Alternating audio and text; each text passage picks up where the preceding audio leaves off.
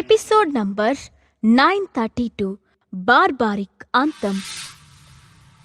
సాగర్ టీంని చంపడానికి సిస్లీ space station మొత్తం పేలిపోయేలా చేసి పారిపోయాడు బార్బారిక్. సాగర్ తనలో ఉన్న ఫైర్ పవర్ని యాక్టివేట్ చేసి తన స్నేహితుల్ని కాపాడి ఆ స్పేస్ స్టేషన్లో నుండి బయటకి పంపించేశాడు. తర్వాత బార్బారిక్ సూపర్ కంప్యూటర్లో సాగర్ ప్రోగ్రాం డిజైన్ చేస్తున్నాడు. ఎంత ఆలోచించినా అతనికి అక్కడ జరగబోయే బ్లాస్ట్ని ఎలా ఆపాలో అర్థం కాకపోవడంతో అక్కడే ఉన్న ఒక స్పేస్ సూట్ని వేసుకొని ఈ స్పేస్ స్టేషన్ బ్లాస్ట్ని ఎటు ఆపలేం కాబట్టి ఇటు నుంచి తప్పించుకొని పారిపోవడం ఒకటే మార్గం అని మనసులో అనుకుంటూ అక్కడి నుంచి ఎలా తప్పించుకోవాలని ఆలోచించడం మొదలుపెట్టాడు సాగర్. అలా ఆలోచిస్తున్న సాగర్ మనసులో ఒక ఆలోచన వచ్చింది. వెంటనే అతను వాల్ మీద ఉన్న సూపర్ గ్లాస్ని విరగొట్టి తనకి ఒక ప్రొటెక్టివ్ లేయర్గా అరేంజ్ చేసుకున్నాడు.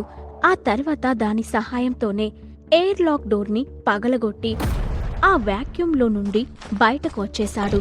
అతను ఆ ప్లేస్లో నుండి బయటపడడం, బాంబు బ్లాస్ట్ అవడం రెండూ ఒకేసారి జరిగాయి. అతని మీద ఉన్న సూపర్ గ్లాస్ ప్రొటెక్టివ్ లేయర్గా ఉండడం వల్ల అతనికి ఎలాంటి గాయాలు అవ్వలేదు.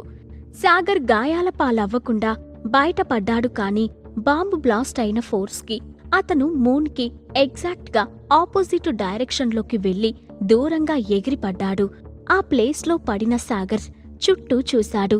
అక్కడ కటిక చీకటి తప్ప ఏమీ కనిపించడం లేదు. అలానే ఆ ప్లేస్ మొత్తం నిశ్శబ్దంగా ఉంది.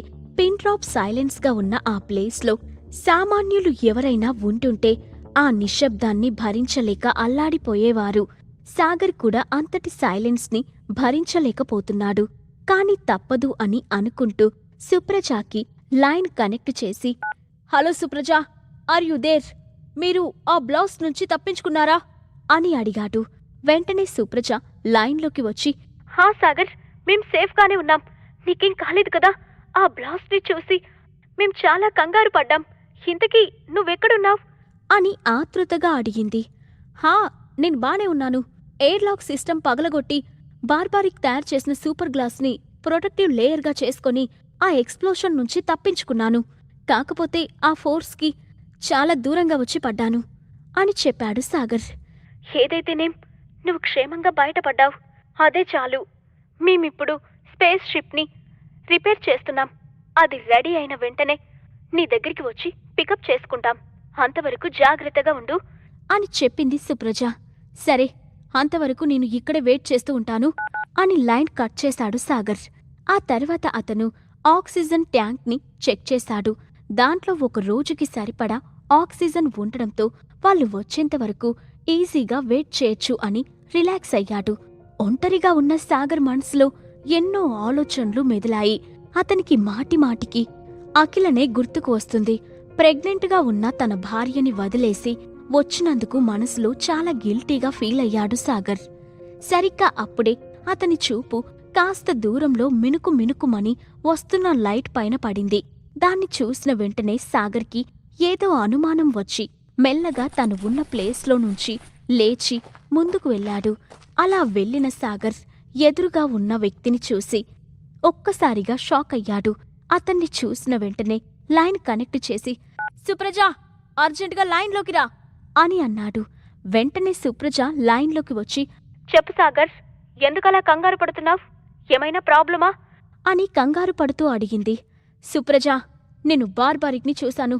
అతను ఆల్రెడీ దాచిపెట్టుకున్న రాకెట్లో నుంచి తప్పించుకునే ప్రయత్నం చేస్తున్నాడు. నేను వెంటనే అతని దగ్గరికి వెళ్ళి అడ్డుపడతాను అని చెప్పాడు సాగర్. ఆ మాటలు విన్న వెంటనే సుప్రజ కంగారు పడుతూ, సాగర్, అతని దగ్గరికి వెళ్ళొద్దు. స్పేస్ షిప్ రెడీ అయిపోవచ్చింది. అది రెడీ అయిన వెంటనే మేం బయలుదేరి వస్తాం. మనమందరం కలిసి అతని అంతు చూద్దాం అని చెప్పింది.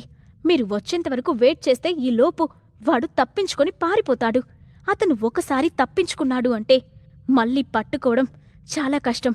మంచో చెడో అది వాడితోనే డైరెక్ట్గా తలపడి తేల్చుకుంటాను అని పట్టుదలగా అన్నాడు సాగర్.